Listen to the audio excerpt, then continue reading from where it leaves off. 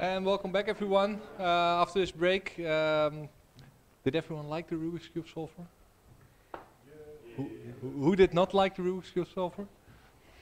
No one, that's good.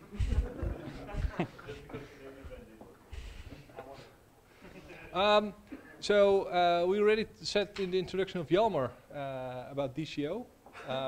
You're not working on DCO, but you're working for the company that's building DCO for us. And you're working for another team that's building a product that we use. And it's making us quite some money. You're working for the Improved Digital team, but for Levy9 in Serbia, right? Yes. Okay. And can you talk about some cool technology for message processing? Robert. So. Thank you. Hi all.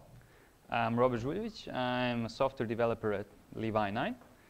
And for the last few months, I have been working together with my team on a project called APACHE Samza. We started working on it through an open source initiative at Levy9 together with our partner Improved Digital. And in order to, let's say, succeed, we decided to give back to the community. So we've submitted dozens of bug fixes, dozens of improvements, several features, and so on. So I would like to say now what we'll talk about during this talk. First and foremost, I'm going to give you a little bit of a background to tell you why we decided to do something like this. Then I'm going to talk about Apache Kafka, shortly or at length, depending on how many of you have heard of it. Then I'm going to explain what Samza is. And finally, I'm going to leave you with some final thoughts, with some discoveries that we have made along the way. So this picture probably looks familiar, right? If you've done something with data, this is probably how you did it. You had some data on some server, you downloaded it, did some batch processing, enriched it with metadata, and then pushed it into a relational database. Sounds about right. But doing things this way introduces latency, right? So if you download data once per day, you have a latency of 1 day. And if something happened yesterday and today I learn about it, it's okay, it's nice to know, right? I lost some users, I lost some money, it's nice to know. In the future, maybe I can avoid it. But what if I can know that something happened 15 minutes ago? Then maybe I can do something about it, right? If it happened 15 minutes ago, I can fix it, I can stop it, right? I made some mistake, it's fixable, it was 15 minutes ago. And to quote Gary Turkington, he's the CTO of Improved Digital, the point is to make data more actionable, right? To go away with the historical data. And how do we do that? Well, by using some streaming frameworks and doing some near real-time processing. And the first framework I would like to talk about is Apache Kafka. How many of you have heard about Apache Kafka? So quite a few, but not all. OK. Apache Kafka, you can think about it as a distributed commit log. What is a commit log? Well, it's a file that lists all your transactions in sequence. So you did something, it's written in the file. You did something, it's written in the file. You can imagine it like that. But on top of that, Apache Kafka gives you features like any other messaging system. It allows you to ask the commit file, OK, what's going on? It allows you to write to the commit log saying, OK, this happened. And Kafka also gives you some more features. Like Kafka is by default distributed, replicated. It persists messages always to disk. It's parallel because it's partitioned. Not many frameworks allow you to have parallel messaging. And just to give you a little bit heads up, message queues in Kafka are called topics. It's important for you to know this because I'm going to use the word topic, this term. I'm going to be using it a lot. So how does a Kafka topic look like? So right here, you have a Kafka topic. And as I said, it's partitioned. You can see you have partition 1, partition 2, partition 3. And it's also replicated. As you can see, you have 3 copies of each partition, right? And as you can see, each leader, we have 3 leaders because we have 3 partitions. Each partition has a leader, is on a different Kafka broker. A Kafka broker is simply a machine that has a Kafka partition on it. That's how you can imagine it. And as you can see, each leader, by default, is replicated twice. So in the Kafka world, applications that write the commit log are called producers. And applications that read from the commit log are called consumers. It's also important for you to know this terminology because I'm going to be using it a lot. So by default, producers can only append at the end of the file, right?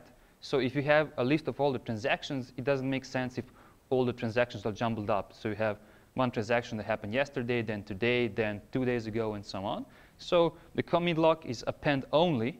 You cannot edit the messages, and you cannot add messages in the middle. It's important because in Kafka, each message gains a unique offset that is always increasing. So it enables consumers to read from any point in the commit log because every offset is unique. And then you say, OK, I want to start reading messages from the 20th offset and to the end of the commit log. You can do that, or you can read them in any order, 5, 10, 1, 5, 7, any order is fine. OK. And having Kafka is all well and nice, right? So you have a source of messages, and you can add messages to it. You can read messages to it. But what if you want to do some processing? How can you do that? Well, you could probably make a consumer that does some processing, then another producer that puts messages back into the queue. But then you have to make it, let's say, restartable, durable, fault tolerant, and so on and so on. But by doing so, you're probably already making your own framework. That's nice. Can you please commit it somewhere we're going to use it? Or otherwise, you can use some well-known frameworks like Apache Samza, like Apache Storm, like Spark streaming, and so on. And how many of you have heard about Apache Samza? Oh, quite a few. That's nice. I wasn't expecting it. I was expecting maybe one hand. That's nice. So Apache Samza, like Apache Kafka, was first created at LinkedIn and then later donated to the Apache Foundation. And what is Apache Samza? It says right there, it's a message stream agnostic, message source agnostic stream processing framework. What does that mean? It means it doesn't matter where the messages are coming from. OK, yes, by default, Samza is really, really tightly integrated with Kafka because Kafka offers some features that Samza expects from a streaming framework, from a messaging system, sorry. And what are those features? As I said, distributed, durable, replicated, fault tolerant, and so on. And Samza builds upon these features of Kafka to also offer these features. So Samza is fault tolerant, durable, scalable, and because it doesn't only use Kafka, it can use any other system, as I'm going to show you, it's also pluggable. In fact, at Levy 9, we have developed a consumer and a producer, as I said, you remember from the Kafka, that uses RabbitMQ. If you haven't heard of RabbitMQ, it's very similar to ActiveMQ. And the most important probably part is that Apache Samza offers a really, really simple API. It's a single interface with a single method. So you have to implement a single method, and you're golden. But how do Apache Samza and Apache Kafka integrate? Let's imagine for a second somebody gave you a nice big pile of Legos. And then you have to sort it.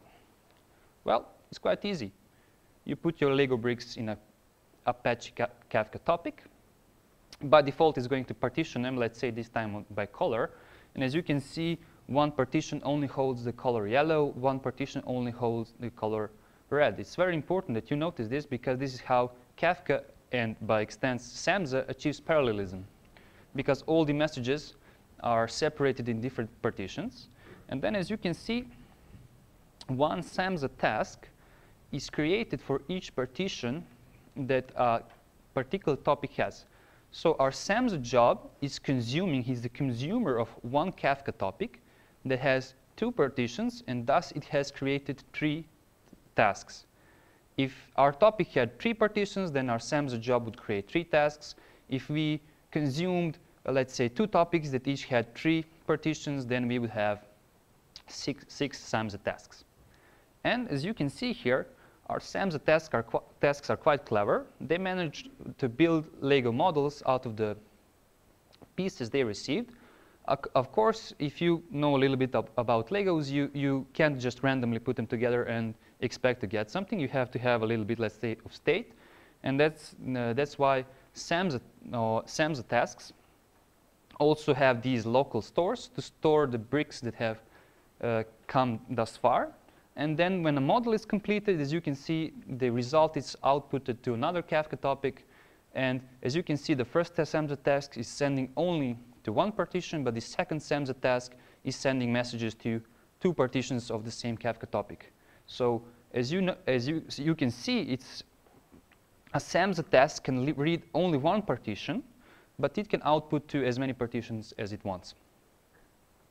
And also it's important to know here that if we had two Kafka topics, but only one Samza task that's reading both topics, then the same Samza task, let's say Samza task 1, would read from partition 1 of the first topic and also from partition 1 from the second topic. Okay? So one Samza task can only read from the same partition. It ensures that, that you can send messages to two queues, to two topics, and receive the same, let's say, partitioning model in the same task. So, as I said, Samza has a really, really simple API. As you can see, I promised you it's a single interface with a single method. It accepts 3 parameters. The first parameter, the incoming message envelope, it's used to read the messages, so it contains the message that was received from the Kafka topic or any other topic from any other system. It also contains some information like the system's name, the topic's name, the partition. And then we have the message collector. It's used to pass along the messages that have been received or any other information that you wish. And then there's the task coordinator. It let's say, interacts with the Samza job on top. As you recall, Samza job interacts with Samza tasks. And this task coordinator is used to stop the job if you want to kill the entire job, but also it's used to manually commit to the changelog, about which I'm going to talk in a minute. But things aren't always so simple, right? Maybe you want some functionality that you cannot simply create by using this stream task interface. And there are then other flavors of these tasks. You have the initializable task, the closable task, and the windowable task. The initializable task, as you can guess, it's going to be the init method will be called each time a task is started. Closable task, it's quite the opposite. Every time a task is stopped, the close method will be called. And the windowable task is where the things get interesting. So you have this method, it's called window. It's very similar to the process method of stream task. The window task doesn't have the incoming message envelope. And why is that? Well, because windowable task has a little bit different usage. So a windowable task will be called every X seconds, milliseconds, and so on. It's configurable. So you can say, OK, call this task every 10 seconds. And then you have been receiving messages in the process method. You have been collecting them somehow. And later we're going to be talking about how. And then a window happens. 10 seconds have passed. Then the window method starts. And then you can pass them along, do something with the job, and so on. And what's important to know right here is that Samza only uses a single thread. It has a single-threaded model. So there is no chance that your window method is going to happen concurrently with process, or that process is going to happen concurrently with window on the other hand. So you can be assured that there is no way that you can miss any message. And as I said before, the task coordinator is used to manually commit changes. And Samza also allows for managed state. And what do I mean by the managed state? It's probably best if I explain it with this picture. So as you recall, a Samza container is simply a machine that holds Samza tasks. It has some relation to the Samza job, but Samza job can happen across several containers. And a single container can have one or more tasks. So a container, you can imagine it like a machine that has Samza running on it. So a single Samza task is reading from different partitions of the same input stream. And then your Samza task fails. What happens? Well, there are several options. Okay, you can start reading messages from the beginning again. Kafka allows this. As I said, all the messages are persisted to disk. And Samza does have this option. It's called bootstrapping. So whenever a task is started, if it's set up so, it will bootstrap from the beginning of the queue and then read all the messages that arrived. The other option is, let's say, okay, for the first partition, we have read 6 messages, and then our task crashes, 7th and 8th message come along, and then our Samza task is started, and it begins reading from the message number 9, but unfortunately, messages number 7 and 8 are lost. It's also a possibility. Why not? If you want to handle it like that, you can.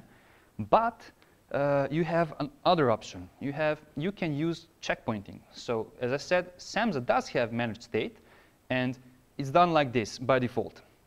If you have a Samza container, each Samza task by default per minute will commit a checkpoint and says, okay, in this particular partition, I have read 6 messages, or the last message I read has offset 6, and then it's going to store it on the disk. And each Samza task on the machine will do the same. But now if the Samza container fails, or the machine fails, we have a problem. We have stored state on the disk. And the disk, I don't know, got corrupted, and now it's gone. So what can we do then? Well, Kafka to the rescue. We can put all these checkpoints in Kafka. And Kafka is durable, is replicated. We don't have a problem now. And this is not by default, but it is a recommended way of using checkpointing. But Samza does not allow only for managed state. It also allows for, let's call it persistent state, so the state that you are in control of. It does this by allowing users to create stores and storage engines. These stores and storage engines, they enable stateful stream processing. And what do I mean by that? They allow you to somehow collect messages and then query them to get back the messages that you have received so far. And you can do this in 2 different ways, I would say. You can create an external store, but then your entire system depends on this external store, right? If your external store is very slow, then the whole system is very slow, because let's say you have 10,000 Samza tasks. It's not impossible. Let's say LinkedIn, I think it has 1,100 servers, or maybe even more right now. They consume, I think, 800 billion messages per day. Sorry, not consume, they consume much more. And then you have a problem. You cannot create an external store that can be so performant. But then again, Samza to the rescue, you can create local stores. Local stores are per machine or per task, usually per task, because keeping state of per machine 1 is quite complicated and it's not recommended, but you can do that if you want. But if it's made per task, then other tasks have no idea about the local store. And this allows you to have great performance. And because each partition is partitioned by a certain key or way, it allows you to group similar messages together and then do some processing on similar messages. And then, okay, yes, maybe at some point you have to process them together, but it's going to happen downstream, not near the source, right? And Samza stores do come in several flavors. We have the key value store. It allows for simple querying, like, is the message there or isn't the message there? And since recently, well, actually, it's still not publicly available. We have the document stores. They have been developed in Levi 9. And I'm going to talk just a little bit about them in a second. But first, I want to explain to you how storing the state of these stores happens in Samza. So again, you have an input stream. You have several tasks. And these tasks are reading from the input stream, right? And then outputting to an output stream. But what's happening in the background is that you're storing the state. Somehow you're storing these messages. And then the machine fails. Well, what happens then? Is the state lost? Well, if you have turned changelog on, then not. So what does Samza do for you so you don't have to worry about it in the background? For each message that is saved in the store, it is again replicated into Kafka or any other underlying system and stored there. But Kafka allows you for something that's called compaction. And as you know, I talked already about the keys. So Kafka, if you enable it, for each key, will only keep the last message. So if you have, let's say, 100 different keys or 10,000 different keys, but a billion different messages, you're in luck, because only the last change will be written down, and then it will be really compact. You don't have to have a huge store to keep all the possible state. And it's not really important to have the entire possible state. It's OK. In some cases, it's not. But let's say, like in relational databases, it is OK to only have the last known state. And at this point, I would like to present you a small demo. And after that, we're going to talk about the addition to Samza that we did at Levi 9. The demo, it's a really simple one. We have two streams. We're reading tweets from Twitter. And hopefully, the internet works here. Just let me connect to it. Sonoma guest is OK, right? Then our Samza task do a little processing, put messages into Kafka. Then another Samza task reads from both the topics and then outputs to a single topic. So let's see how it goes.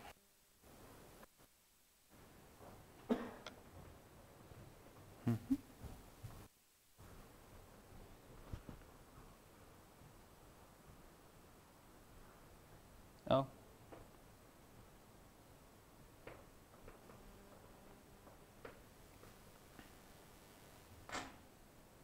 I think I killed something.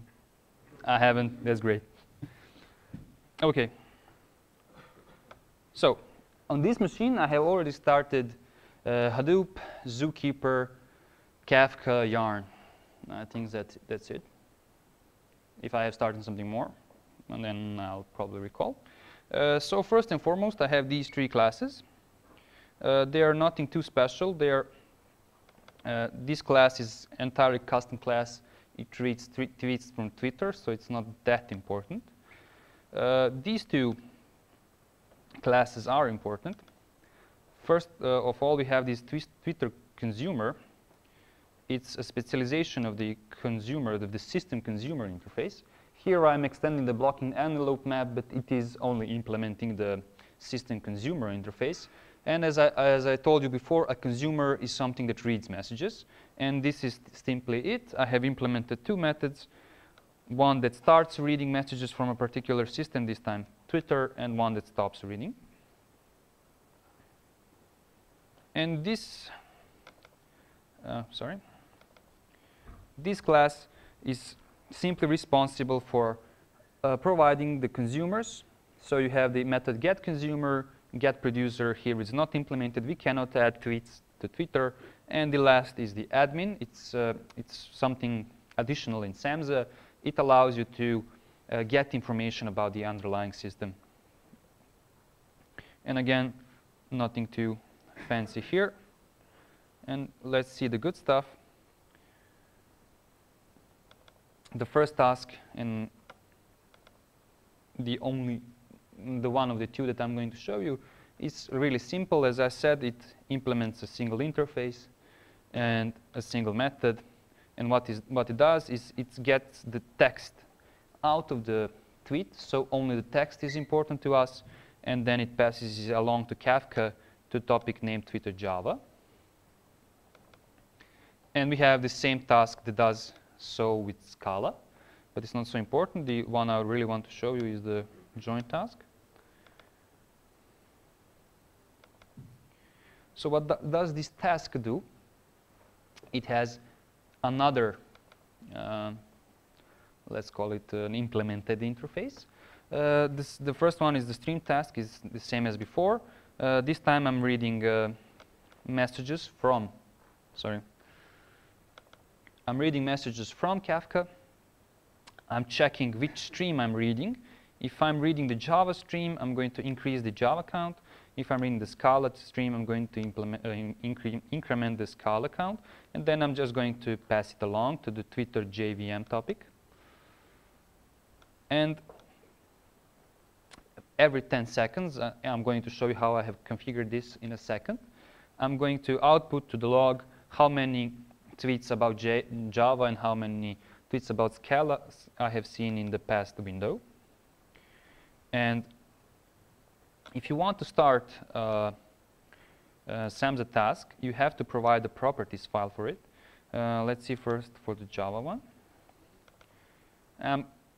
Most of it is standard. I'm going to talk only about the special sauce. And this is the special sauce part.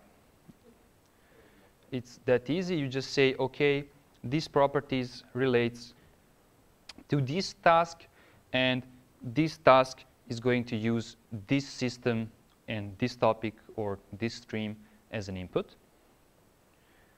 Similarly, we have the properties for the join task.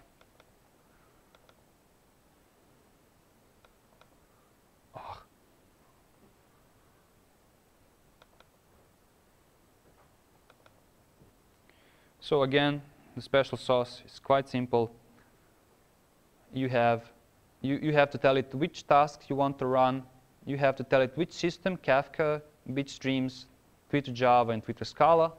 And this time we have told it, OK, call the window method each 10,000 milliseconds or 10 seconds. Quite simple, right? So let's see how it works. So I have already started Zookeeper. So this script will only call upon it. And I'm telling Samza, OK, you use the properties config factory to start the job. And here is the properties. So hopefully it works. Opa. Once again for Scala.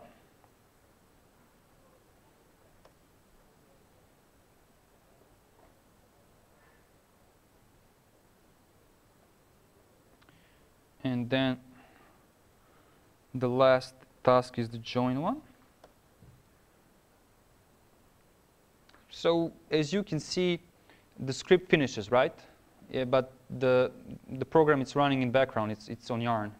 Now Zookeeper and Yarn are doing their job, and the jobs are running. We can confirm this by going to the interface, to the resource messenger. Sorry.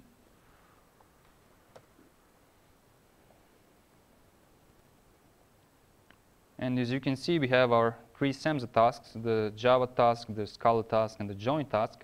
They're all running. And let's confirm that they are running.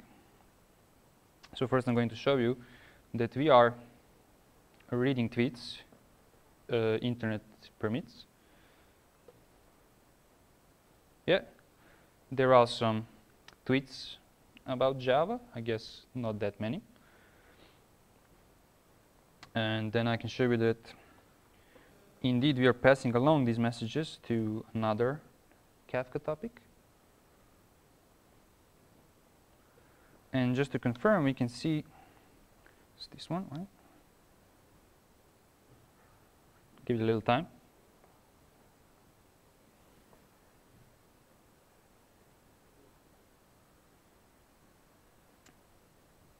Now I feel like something. Oh, OK, good.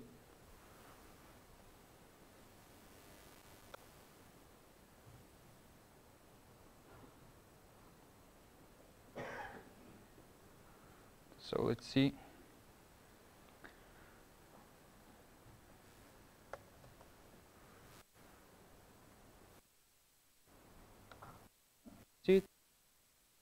Last week, there were 2 tweets about Java and Scala. Oh. And again, 2 tweets about Java, 0 tweets about Scala, 4 tweets about Java, 0 tweets about Scala. I would say the Scala is not that popular. Did I touch a nerve?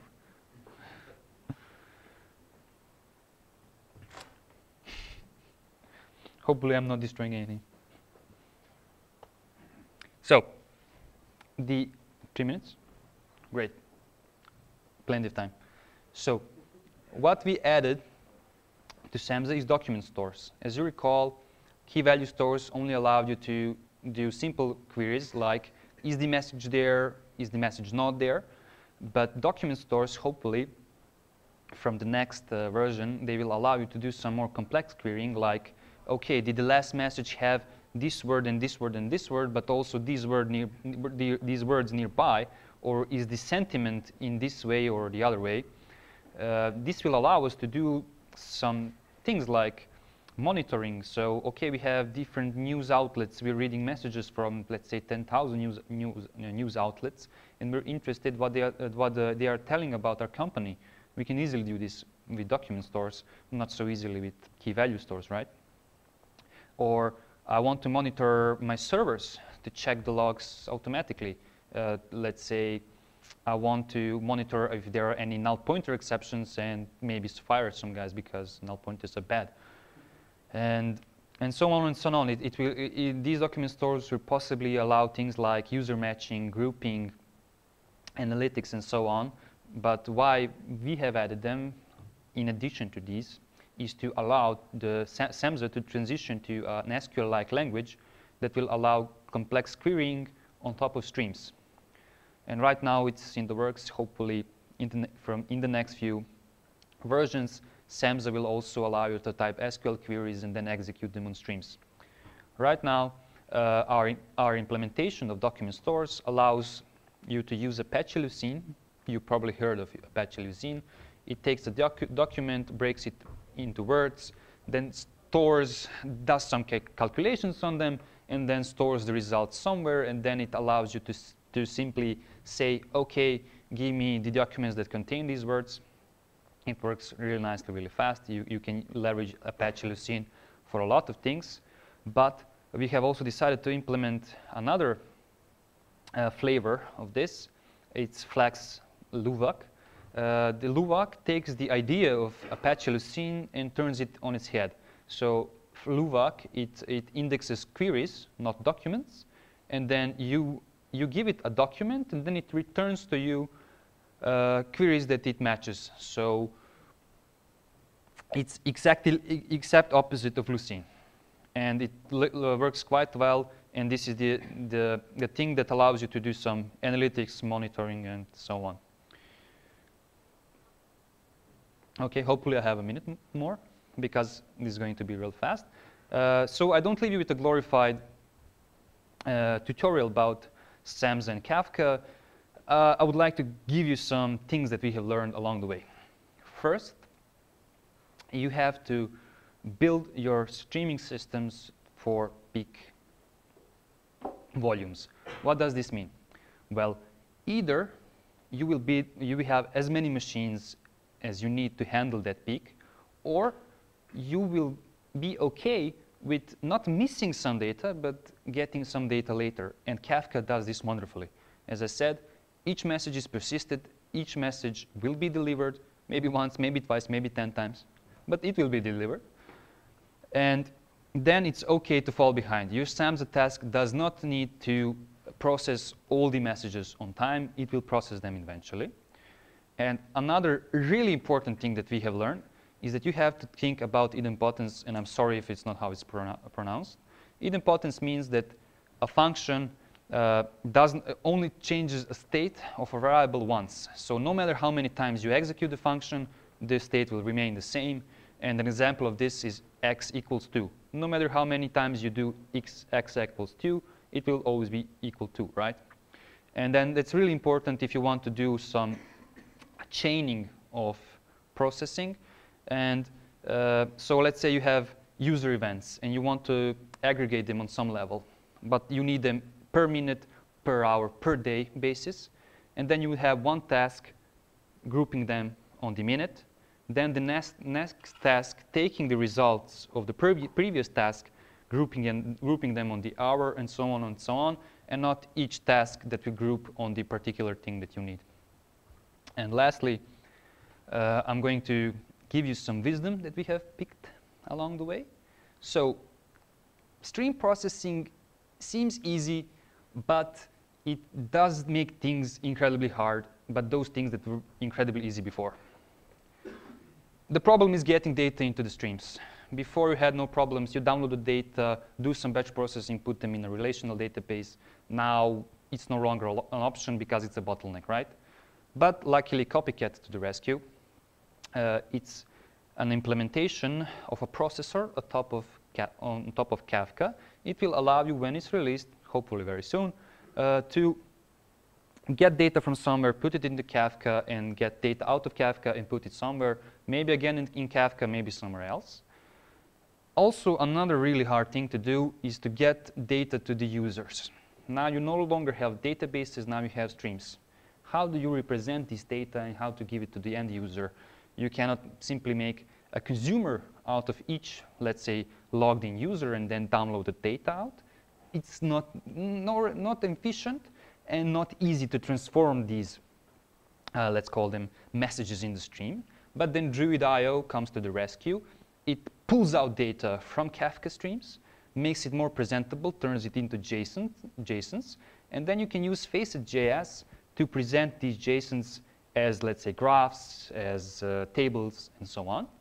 And then the last thing that we have learned to notice is that you really have to think about late data and missing data. Before, if you had late data, in batch processing, it was invisible. If it was an hour late, doesn't matter, you still processed it in the day, right? But now, if you get data late, it looks like it's missing. It's just missing. And then you start looking at the beginning, at the source, right?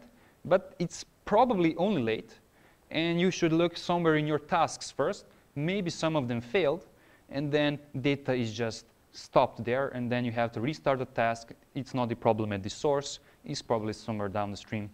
But you have to be careful again about these things. So if you have any questions or feedback that you do not want to share with everybody here, you can email me at this email. You can see it clearly. And if you have any questions or comments, I will take them now. Thank you. After you change your secret and public key that were in the code. Yeah, but it's OK. Questions? Wayne? Yes, you said that for the case where a machine or a Samza instance fails, you have this log of which messages were processed last from every topic, which allows you to restart it at the point where it failed. Yeah, but more or less. But how does that interact with if you have a windowed task, which maybe halfway through? Well, it's an excellent question, and we had this issue.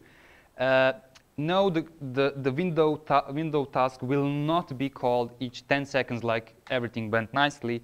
No, you have to think about this. So you have to store the tasks in such a way that they remember the windows as well. Okay. So no, the window task will only be started again when the actual reading of the newest messages starts. So no, you lose that state if you do not keep it.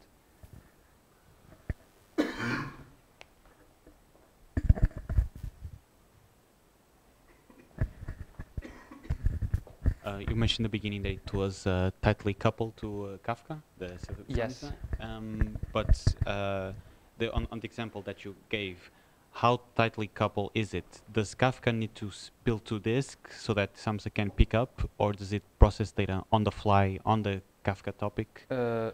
So by default in Kafka, okay, so let's start at the beginning, okay? What I meant by tightly integrated, it means that it mimics the interface of Kafka, okay? So it has a similar interface. You can use whatever other messaging system you want, but then you have to make the interfaces match. So that's on you. In Kafka, it's easy because it's already one implemented, and the interfaces are very similar.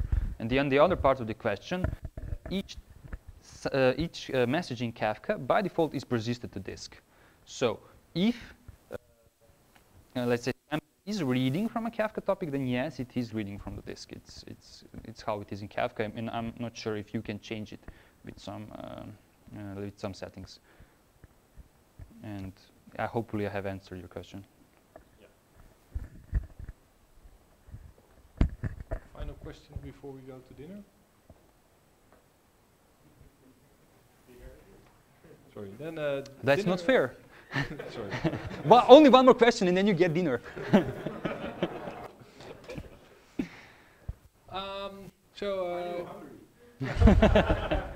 round of applause for Robert.